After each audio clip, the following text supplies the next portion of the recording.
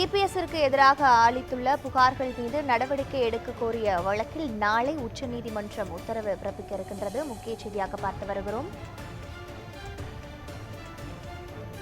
தேர்தல் ஆணையத்திற்கு ஆணையிடக் கோரி புகழேந்தி தொடர்ந்த வழக்கில் நாளை உத்தரவு பிறப்பிக்கப்படும் என்று உச்சநீதிமன்றம் தரப்பில் தெரிவிக்கப்பட்டிருக்கின்றது. முக்கிய செய்தியாக பார்த்து வருகிறோம்.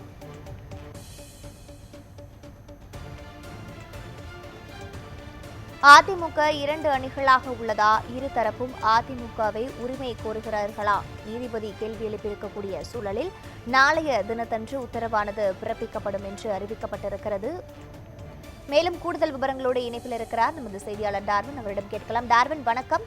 இபிஎஸ்ஸிற்கு எதிரான வழக்கு தொடர்பாகவும் நாளைய தினம் உத்தரவானது பிறப்பிக்கப்படும் என்று நீதிமன்றம் அளித்திருக்கக்கூடிய விவரங்கள் தொடர்பாகவும் விவரங்களை பதிவு பண்ணலாம்.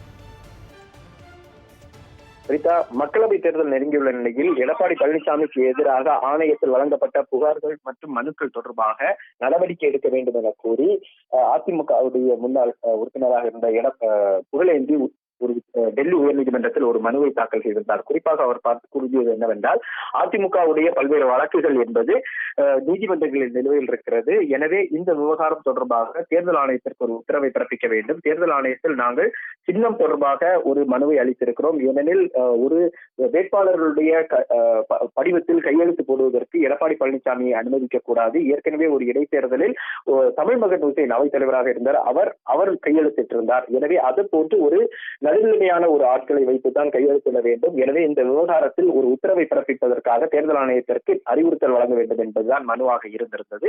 இந்த மனு டெல்லி உயர்நீதிமன்றத்தினுடைய நீதிபதியான சச்சின் தத்தா அமர்வில் இந்த விசாரணைக்கு வந்திருந்தது. அப்போது புகழேந்தி தரப்பை பொறுத்த வரைக்கும் பல்வேறு விவகாரங்களை எடுத்து கூறியிருந்தார்கள். ஆனால் நீதிபதியை பொறுத்த வரைக்கும் ஒரு கேள்வியை தற்போதையக்கான நிவாரணம் என்ன என்று ஒரு கேள்வியை எழுப்பிவிட்டு அவர் பல்வேறு விவகாரங்களை கேட்டு அறிந்திருந்தார். அப்போதுதான் இந்த கேள்வி என்பது எழுப்பப்பட்டது. குறிப்பாக அதிமுக தற்போது 2 அணியாக இருக்கிறதா என்ற ஒரு கேள்வி என்பது எழுப்பப்பட்ட போது அதற்கு அதிமுக தரப்பிலிருந்து ஆஜராகி இருந்த வழக்கறிஞர் பாலாஜி சீனிவாசன் தன்னுடைய பதிலை அளித்திருந்தார். அது அதிமுக என்பது ஒரே அணிதான், எந்த அணிகளும் அதிமுகவுக்கு இல்லை. ஏனெனில் இது தொடர்பாக ஏற்கனவே தேர்தல் ஆணையம் என்பது ஒரு உத்தரவை பிறப்பித்திருக்கிறது. பெரும்பான்மை அடிப்படையில் யார் ஆதரவு பெற்றிருக்கிறார்களோ அவர்களுக்கு இந்த கட்சி என்பது வழங்கப்பட்டிருக்கிறது. குறிப்பாக அஜித் தேசியவாத காங்கிரஸ் கட்சியினுடைய இந்த வழக்கை எடுத்துக்கொள்ள வேண்டும். அதில் யார் பக்கம் அதிகமான உறுப்பினர்கள் இருக்கிறார்கள், ஆதரவு எங்கு இருக்கிறது உள்ளிட்டவை அடிப்படையில் தான் அந்த கட்சி என்பது அஜித் பவாருக்கு வழங்கப்பட்டிருக்கிறது. அதே போன்றுதான் அதிமுகவை பொறுத்த வரைக்கும் பொதுக்குழு உறுப்பினர்களால் தேர்ந்தெடுக்கப்பட்டவர் தான் அதிமுக பொதுச் செயலாளரான எடப்பாடி பழனிசாமி. அதே போன்று அதிமுகவுடைய சட்டமன்ற உறுப்பினர்கள் அனைவரும் எடப்பாடி பழனிசாமி